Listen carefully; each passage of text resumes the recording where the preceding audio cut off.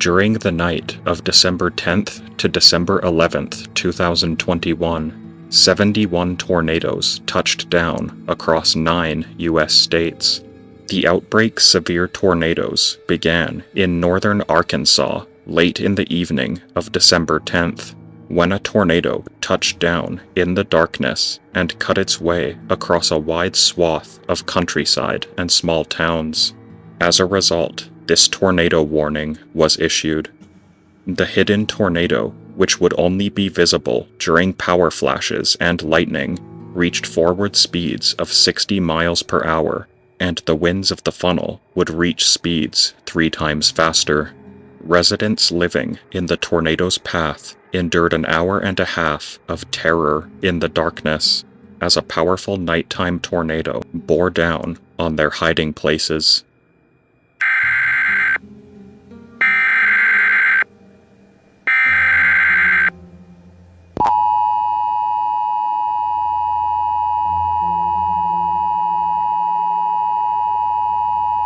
Tornado emergency for Caruthersville and Hayti, Missouri.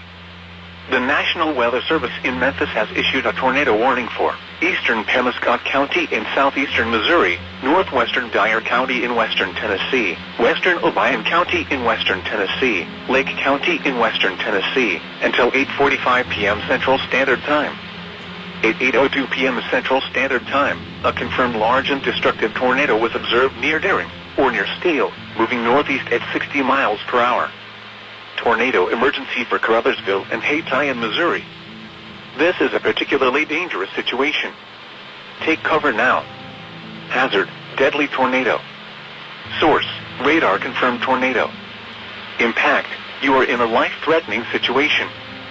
Flying debris may be deadly to those caught without shelter. Mobile homes will be destroyed. Considerable damage to homes, businesses, and vehicles is likely, and complete destruction is possible. The tornado will be near Caruthersville around 8:10 p.m. Central Standard Time. Ridgely and Cottonwood Grove around 8:20 p.m. Central Standard Time. Reelfoot Lake State Park and Tiptonville around 8:30 p.m. Central Standard Time. Clayton around 8:40 p.m. Central Standard Time. Other locations impacted by this tornadic thunderstorm include Ayers, Cat Corner, Winburg, Glass, Wright, Croninville, Hathaway, Roney's Store, Elbridge, and Sunkist Beach. Before its time was done, the EF4 tornado that this alert warned of led to the deaths of 9 people, caused 16 injuries, and tracked across southeast Missouri, northwest Arkansas, and western Tennessee, masked by the night until it was right on top of those in its path.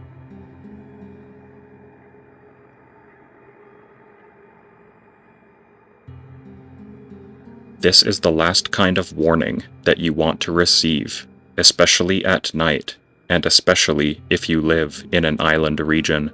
The earthquake and tsunami of March 11, 2011 mainly affected Japan, delivering waves up to 40 meters in height in some locations. However, tsunamis can travel the length of entire oceans, and as a result, Hawaii, Alaska, and the Pacific coastline states were squarely in its sights, as the tsunami traveled up to 700 miles per hour in the open ocean. The second warning, read by a person rather than a speech engine, sounds much more panicked than the first, and not without cause. Property. The first wave is estimated to arrive approximately at 3:07 a.m. for Kauai, 3:21 a.m. for Oahu, 3:27 a.m. for Maui, and 3:46 a.m. for the Big Island. Unusual wave action is possible for several hours after the arrival of the waves. Exact tsunami heights cannot be predicted. A tsunami is a series of long ocean waves, which are not surfable. All shores are at risk, no matter which direction they face, and you should remain well away from the coastline until the tsunami threat subsides, as extremely strong and unusual nearshore currents are possible. Debris picked up and carried by a tsunami also poses a significant threat. Tsunami waves are amplified as they enter harbors and bays.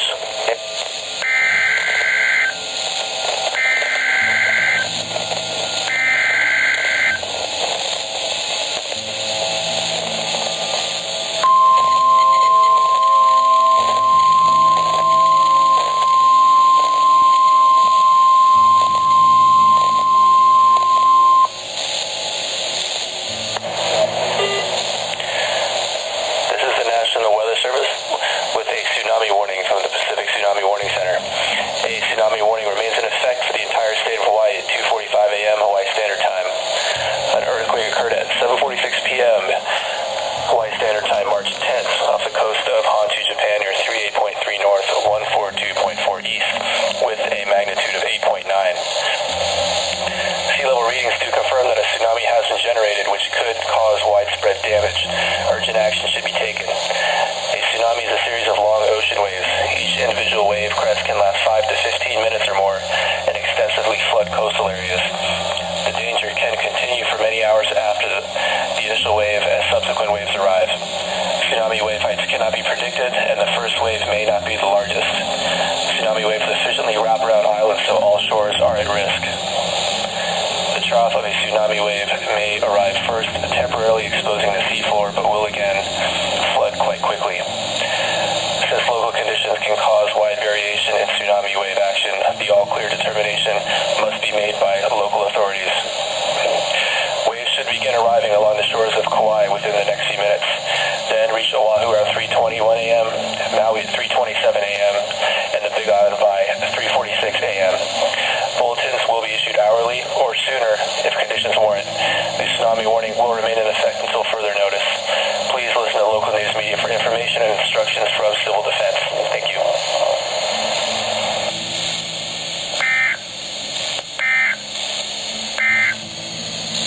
When the tsunami arrived, up to 200 abnormal waves were reported across the Hawaiian Islands, causing tens of millions of dollars worth of damage.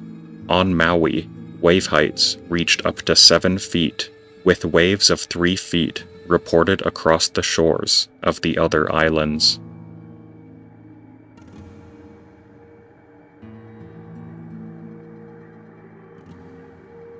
On April 4, 2013, a normal weather forecast on NOAA Weather Radio was interrupted by an Amber Alert.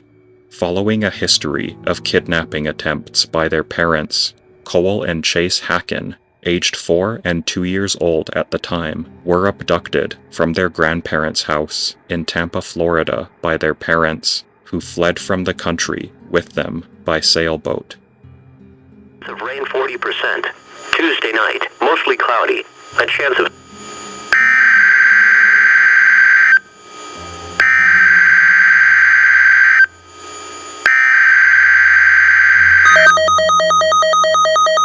Official Amber Alert. This is a child abduction emergency received by the Tennessee Bureau of Investigation. The Tennessee Bureau of Investigation is issuing a statewide Amber Alert for the Florida Department of Law Enforcement for 4-year-old Cole Hakken and 2-year-old Chase Hakken. The children were kidnapped from their custodial maternal grandmother in Tampa, Florida on April 3, 2013. They are possibly with their biological parents, Sharon and Joshua Hakken.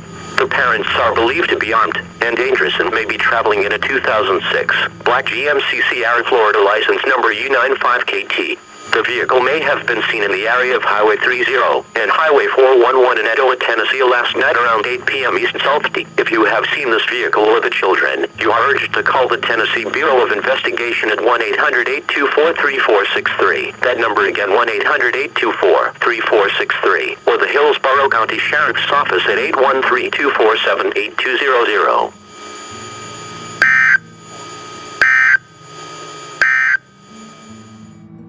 Both Hakken brothers were later recovered alive by U.S. authorities in Cuba.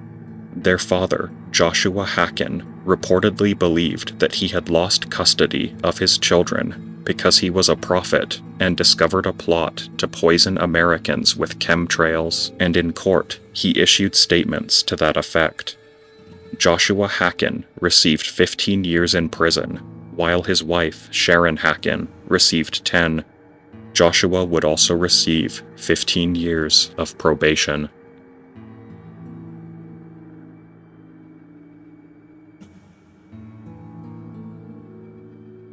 Just after 8 o'clock on the morning of January 13th, 2018, this alert appeared on personal devices and TV screens across Hawaii, warning of an impending ballistic missile targeting their state.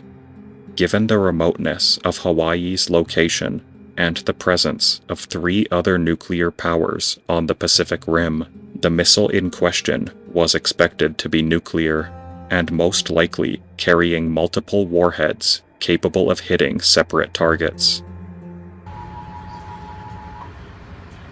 The U.S. Pacific Command has detected a missile threat to Hawaii. A missile may impact on land or sea within minutes. This is not a drill. If you are indoors, stay indoors. If you are outdoors, seek immediate shelter in a building. Remain indoors well away from windows. If you are driving, pull safely to the side of the road and seek shelter in a building or lay on the floor. We will announce when the threat has ended. This is not a drill. Take immediate action measures. 38 minutes of pure panic, terror, and pandemonium ensued across the state, during which time 911 calls overwhelmed emergency services, cell phones stopped communicating, and people were reported seeking shelter in sewers, traffic tunnels, and abandoned bunkers from World War II. With many communications overwhelmed and news of a likely nuclear missile approaching, many were also terrified for their family and friends throughout Hawaii and the other 49 states. Only after those 38 minutes was the missile alert finally declared to be a false alarm. Within 3 minutes, the Pacific Command confirmed to state officials and emergency personnel that no missile had actually been launched. The alert had been triggered, in error, by a state emergency employee with a history of poor performance, who had hit the wrong button and did not respond when contacted to cancel the alert.